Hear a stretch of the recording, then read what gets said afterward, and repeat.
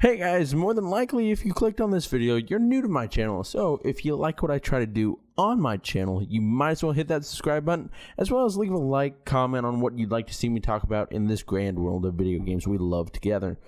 Anyways guys, thank you so much for watching and enjoy the video.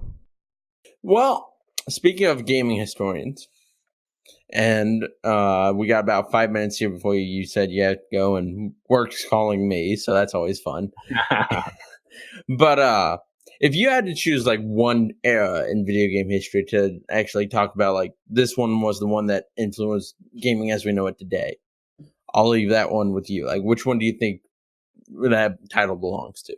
I have my idea, but well, let's compare notes. I'll share mine. I'll show you mine. You show me yours. okay. To me, I kind of go back and forth between the 8 and 16-bit eras. Gaming dates back decades, but when you think about it, gaming today is what it is really because of Nintendo's influence in the 1980s, for good and bad. They were kind of tyrannical, but they made great games, and we kind of owe a lot of the industry today to them. But here's my thing: as much as I love 8-bit games, and that's when I started playing video games, everything that came out in 8-bit, like say on the NES, these are great games, but I almost consider them great games, but warm-ups for 16-bit. When you have, Super Mario Brothers 3 is a great game. I think Super Mario World is game. much better. Yeah. So it's kind of like 8-bit, the 8-bit systems and kind of Nintendo's just kind of taking over the world, Mario Mania as it was called. I feel like that laid the foundation. And then 16-bit really built on that and said, hey, you had a great start, but now that we kind of know what we're doing, let's take what we did in the 8-bit days and just really make those games even more polished and even better. So I guess if I had to choose one, it's so tough, Joe. You're asking me the hard questions. I think I'll stick with 16 just because it built on a foundation that was there. But man, those games were so good. Honestly, okay, for me, I go between the 16-bit and the, I guess, I don't want to say 32-bit, but the PlayStation 1 and 64. Yeah. Because honestly, if we boil it down, if we look at, like, we went by game basis, there's more Zelda Ocarina of Time in every open world video game today than there is any other video game. It's funny you mention that. I mean, Ocarina of Time is, to this day, still my favorite game ever. That's a hard one for me. I love Ocarina of Time. I love it. But I think Majora's Mask is a little better.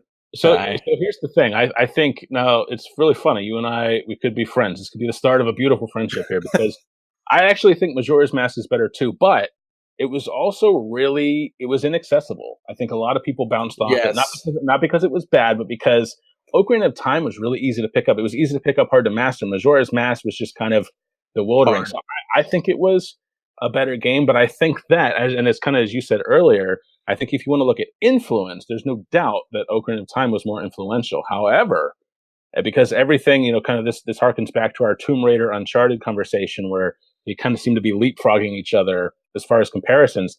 Ocarina of Time, as great as it was, that was built on the foundation of A Link to the Past, which was built on a foundation of the original Zelda in 1986. So you have to have these roots. The roots of the industry go back. I think what Ocarina of Time did, if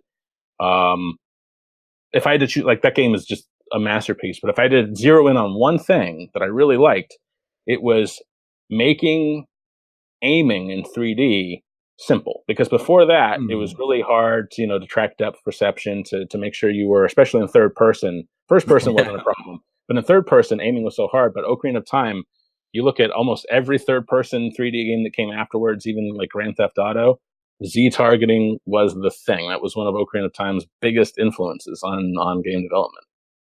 Exactly. And I think Ocarina of Time, like I said, a great game.